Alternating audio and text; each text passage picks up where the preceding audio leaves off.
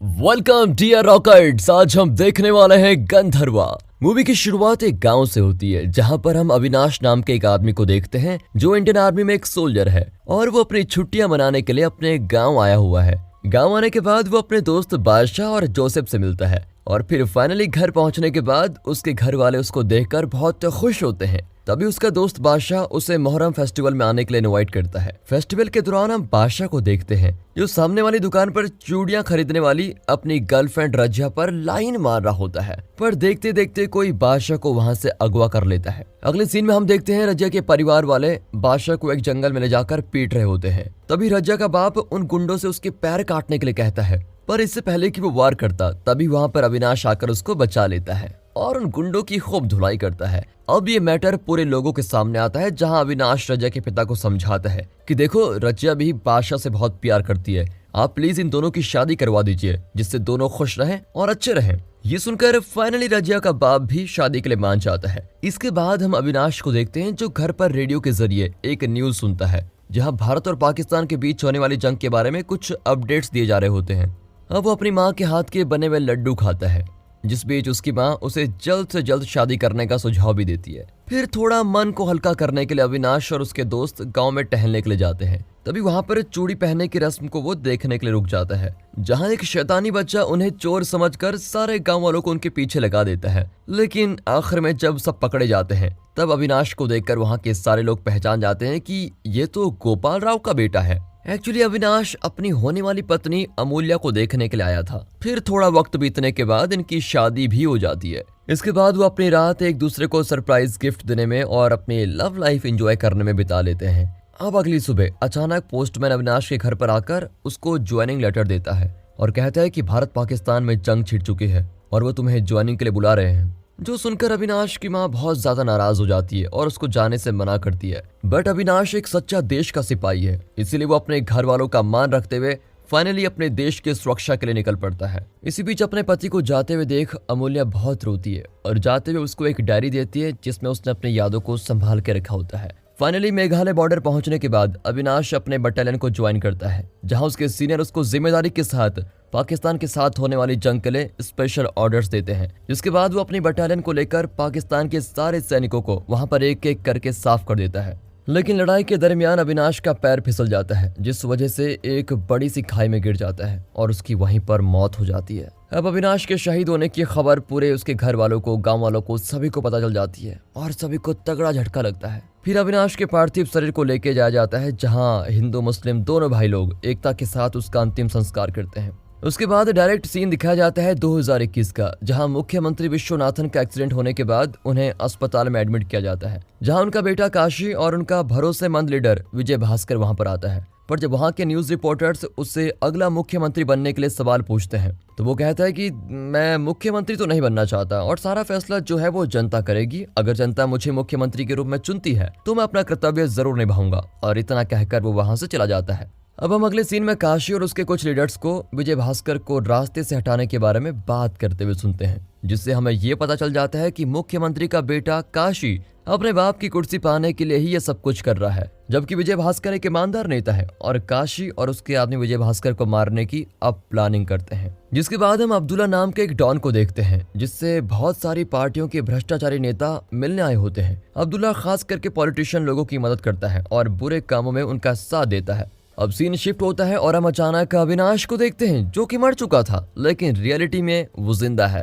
और जब हमने देखा था कि वो पहाड़ की ऊंचाई से गिर गया था तो वो जंगल में भटकते भटकते एक रास्ते में आकर पहुंचता है। तभी वो कुछ सर्वाइवर से उसे कैंप तक छोड़ने की रिक्वेस्ट करता है। अब हम काशी की पार्टी के एक नेता को देखते हैं जो मीडिया वालों के साथ कुछ बहस कर रहा होता है जिसमें वो कहता है कि अगले आने वाले मुख्यमंत्री को जल्द से जल्द हम पार्टी के लोग मिलकर डिसाइड करेंगे। और दूसरी तरफ यहाँ अविनाश पुलिस स्टेशन आकर पहुंच जाता है और बहुत ही अजीब तरीके से आजू बाजू की चीजों को देखकर एक्सप्लोर करने लग जाता है, मानो कि वो इन सारी चीजों को पहली बार देख रहा हो। अब इसी बीच वो पुलिस वाले से जाकर पूछताछ करता है तो पुलिस वाले उसके अजीब सी बातों को सुनकर उसे इग्नोर करके वहां से ही भेज देते हैं। इसी बीच जब अविनाश की नजर कैलेंडर पर पड़ती है तो वो देखता है कि ये तो साल 2021 चल रहा है और इसी बीच वो देश के प्रधानमंत्री मोदी जी को भी देख लेता है जिसको देखकर उसे अपनी आंखों पर यकीन नहीं होता क्योंकि अविनाश 1900 के जमाने का खिलाड़ी है और अब तो स्टोरी 2021 में आ पहुंची है। इसलिए शायद उसको ये सब कुछ अजीब लग रहा है। तभी एक पुलिस वाला उसकी मदद करके उसे शहर वॉल्टियर लेके जाता है, जहाँ का पूरा नजारा बदल चुका है और उसे अपने घर जाने के लिए कोई भी रास्ता पता नहीं है। अब रास्ता ढूंढते ढूंढते अविनाश अपने दोस्त जोसेफ के घर पर पहुंचता है। अब अगले दिन हम विजय भास्कर के घर के बाहर कुछ लोगों का जमावड़ा देखते हैं जो उसे अपने साथ हुए अन्याय के बारे में न्याय मांगते हैं। तभी विजय भास्कर अपनी सेक्रेटरी रागिनी को उनके फैक्ट्री मालिक को कॉल करने के लिए कहता है और सारा मैटर सॉल्व कर देता है और साथ ही साथ उन लेबर्स को सपोर्ट करने का वादा भी करता है। अब यहाँ अविनाश फाइनली अपने दोस्त के बेटे के सहारे अपने दोस्त शिवैया के घर पहुंच जाता है, जो वक्त के सहारे बहुत बूढ़ा हो चुका है। अब जब अविनाश खुद को उसका दोस्त बताने की कोशिश करता है तो उसका दोस्त मानने से इनकार कर देता है। इसी बीच शिवैया कहता है कि अविनाश के तो माता पिता भी मर चुके हैं। ये सुनकर अविनाश टूट ही जाता है, लेकिन शिवैया को अभी भी उस पर विश्वास नहीं है। अब जैसे ही अविनाश खुद को प्रूफ करने की कोशिश करता है तो शिवैया उसे घर से बाहर निकाल देता है, ये सोचकर कि ये पता नहीं कौन है। अब उसी दिन अविनाश समुद्र किनारे अकेला बैठा होता है और एक बात से दुखी है कि उसे कोई पहचान नहीं पा रहा है। तभी रास्ते के किनारे किसी का कार एक्सीडेंट होता है, पर कोई उस बंदे को वहां पर मदद करने नहीं आता। तभी अविनाश वहां पर जाकर उस आदमी की मदद करता है, जिससे खुश होकर वो लड़का गोपाल उसे अपने घर लेकर आता है। अब कहानी में आता है पहला ट्विस्ट, जब अविनाश अपनी खुद की तस्वीर को सामने वाली दीवार पर देखता है और यही नहीं, उसे वहां पर अमूल्या भी दिखाई देती है, जिसको देखकर उसे अपनी आंखों पर यकीन नहीं होता। फिर अविनाश के घाव पर अमूल्या मरहम पट्टी लगा देती है और उसको एहसास होता है कि ये मेरे पति के जैसा लग रहा है, लेकिन वो इस बात को सीरियसली नहीं लेती। तभी वहां पर विजय भास्कर आता है, जिसका नाम सुनकर अविनाश को वो पल याद आ जाता है जब उसने और अमूल्या ने प्लानिंग की थी कि हम अपने बेटे का नाम विजय रखेंगे। मतलब दोस्तों, विजय भास्कर और कोई नहीं बल्कि हमारे अविनाश भाई का ही बेटा है। अब गोपाल अपने पापा से अविनाश की मुलाकात करवाता है और उसे अपनी दादी यानी अमूल्या का सेक्रेटरी बनाने के लिए रिक्वेस्ट करता है। इसी बीच रागिनी की नजर अविनाश पर पड़ती है और उसे पहले ही नजर में अविनाश पर क्रश हो जाता है। अब एक रात को भास्कर का बेटा गोपाल उसे अपने कमरे में बुलाता है और कहता है कि मैं राजनीति में इंटरेस्टेड नहीं हूँ, मैं एक ऐप डेवलपर बनना चाहता हूँ। फिर जब उनकी बातें खत्म होती हैं तो अविनाश खुद से एक सवाल पूछता है कि यार 50 साल के बाद कोई आदमी जवान रह सकता है क्या? इसके बाद वो अकेला पड़ जाता है और उसे कुछ भी समझ नहीं आता कि मुझे करना क्या चाहिए। इसी दौरान वो अमूल्या के कमरे में जाता है, बट जैसे ही वो जाने वाला होता है उसे ये बात याद आ जाती है कि मुझे तो कोई पहचान ही नहीं पा रहा है, तो फिर मैं अमूल्या से कैसे बात करूंगा। अब न्यूज में खबर आती है कि मुख्यमंत्री की तबीयत दिन ब दिन खराब होती जा रही है और दूसरी तरफ मुख्यमंत्री का बेटा काशी अपनी टीम को पावरफुल बनाने के लिए बाकी सदस्यों को भी पैसे देकर ऐड करवाने के लिए कहता है, ताकि वो इलेक्शन के वक्त विजय भास्कर को कड़ी टक्कर दे सके। अगले सीन में हम देखते हैं कि अब्दुल्ला के हाथों होम मिनिस्टर का एक एमएमएस लग जाता है, जिसे विजय भास्कर संभाल के रखने के लिए कहता है। इसी बीच एक आदमी वहां पर मौजूद होता है जो बड़ी ही अजीब तरीके से ये सब कुछ सुन रहा होता है। फिर हम देखते हैं कि विजय भास्कर के घर में अविनाश की पुण्यतिथि मनाई जा रही है, जिसका वो पिंडदान करके अपने पापा को फिर से श्रद्धांजलि प्रदान करता है। और ये सब देखकर तो अविनाश टूट ही जाता है कि ये मेरे साथ क्या हो रहा है। अब एक दिन रूम में छानबीन करते हुए अमूल्या अविनाश को देख लेती है, जिसके जवाब में अविनाश अमूल्या को उसकी पूरी जिंदगी की कहानी बताता है,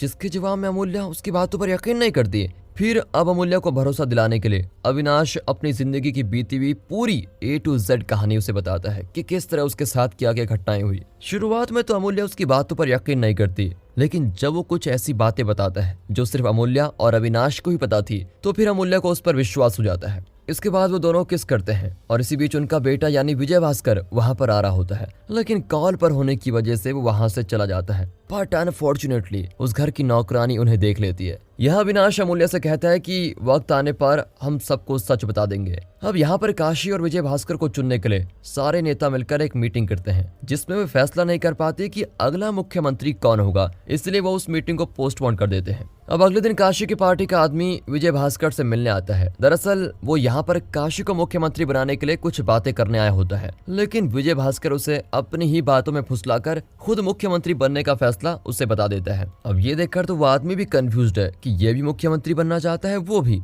मैं करूंगा। वो वहां से चला जाता है और काशी को इन सारी चीजों के बारे में बता देता है। अब यहाँ पर हम अविनाश को देखते हैं जो रागिनी से टकरा जाता है, जिसको सभी घर वाले देख रहे होते हैं। अब अमूल्या जब अविनाश के साथ ऊपर रूम में जाती है तो उस घर का नौकर उन्हें रोमांस करते हुए देख लेता है, जिसको देखकर तो शायद आपकी भी हंसी आ जाएगी। अगले दिन हम गोपाल को देखते हैं जो कंपनियों के कुछ क्लाइंट के साथ एक ऐप के बारे में डिस्कस कर रहा होता है, जो ऐप उसने अविनाश के कहने पर बनाया था। उस ऐप की खासियत ये होती है कि मुश्किल में इंसानों की वो मदद कर सकता है, जिससे हमारे देश देश में क्राइम्स और एक्सीडेंट्स कम हो सकते हैं। और यही नहीं, उस ऐप को गवर्नमेंट द्वारा मान्यता भी दी गई है, जिससे वो बहुत खुश होकर घर जाकर अविनाश को धन्यवाद करता है और उसे साथ में एक स्मार्टफोन गिफ्ट करता है। अब यहाँ पर एक और कॉमेडी का पंच लगता है। जब रागिनी को भी अविनाश और अमूल्या के अफेयर के बारे में पता चलता है तो उसका भी इंटरेस्ट अविनाश के ऊपर से खत्म हो जाता है। अब एक दिन विजय भास्कर को पता चलता है कि उस मिनिस्टर का एमएमएस उसके फाइल लॉकर से गायब है, लेकिन जब वो इसका जवाब अपनी सेक्रेटरी से पूछता है तो रागिनी इस बात को टालने की कोशिश करती है,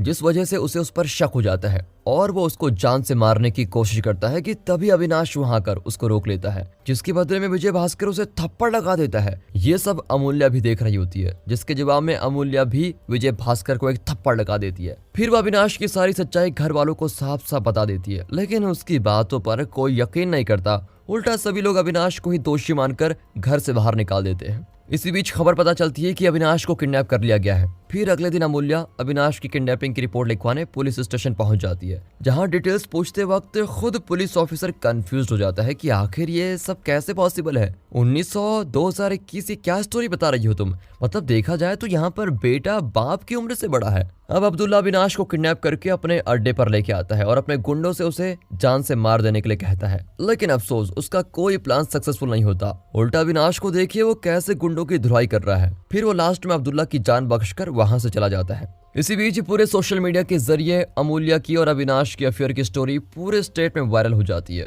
जिससे लोग उन्हें काफी बुरी नजर से देखने लग जाते हैं। अब पुलिस स्टेशन में रिपोर्ट दर्ज कराने के बाद जब वो मीडिया से मिलते हैं तो अमूल्या कहती है कि अविनाश ही मेरा पति है, बट लोग मुझ पर विश्वास नहीं कर रहे हैं और इस विश्वास को हकीकत में बदलने के लिए अविनाश का और विजय भास्कर का डीएनए टेस्ट करवाने के लिए मैं बिल्कुल रेडी हूँ। वहां से जाने के बाद उसकी मुलाकात शिवैया से होती है, जो अब मान चुका है कि अविनाश जो भी कह रहा है वो सब कुछ सच है।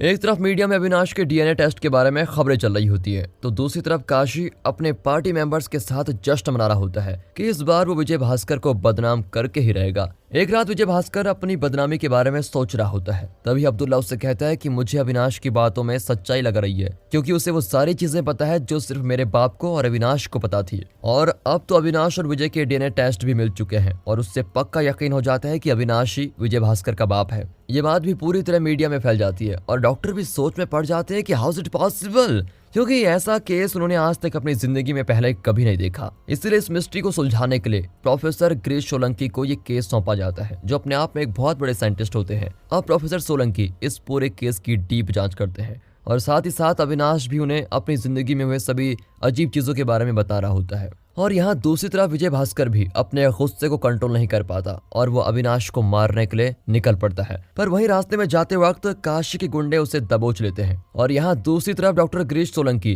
तमाम रिपोर्ट्स के साथ एक लाइव मीटिंग अरेंज करता है, जिसमें वो तमाम न्यूज रिपोर्टर्स और जर्नलिस्ट के सामने ये प्रूफ कर देता है कि अविनाश ही विजय का पिता है। जिसमें वो बताते हैं कि 1900 के वक्त एक उल्का पिंड धरती से टकराया था, जिसके टकराव के बाद एक ऑक्सीजन चेंबर बन गया और युद्ध के दरमियान अविनाश उसी चैम्बर में गिर गया था और फिर 50 सालों तक वो उसी चैम्बर में अटका रहा, एक कोमा का सोर्स बनकर। अब ये बात सुनने में बड़ी अजीब लगती है। तभी एक जर्नलिस्ट उससे पूछती है कि आखिर तक ये उस चैम्बर में बिना खाए पिए जिंदा कैसे रहा। तब प्रोफेसर सोलंकी इसके पीछे का साइंटिफिक रीजन बताते हैं, जिसमें बताते हैं कि ऑक्सीजन सर्कल चेंबर में टेलोमोरेस नाम का एक इंग्रेडिएंट मौजूद था, जिस वजह से अविनाश 50 सालों तक उसमें जिंदा और जवान रहा। और ऐसे तमाम सबूत वो वहां पर पेश करता है, जिस वजह से लोगों को यकीन हो जाता है कि ये अविनाश ही है जो 50 साल पहले खो गया था। और साथ ही वो ये भी बताते हैं कि जो पार्थिव शरीर को इन्होंने अविनाश का शरीर समझकर जलाया था वो इनका नहीं बल्कि किसी और सैनिक का था। अब इस तरफ काशी के गुंडे विजय को उसके अड्डे पर लेके आते हैं, जहां वो उसको जान से मारने का ऑर्डर देता है। बट इससे पहले कि वो विजय पर हमला करता,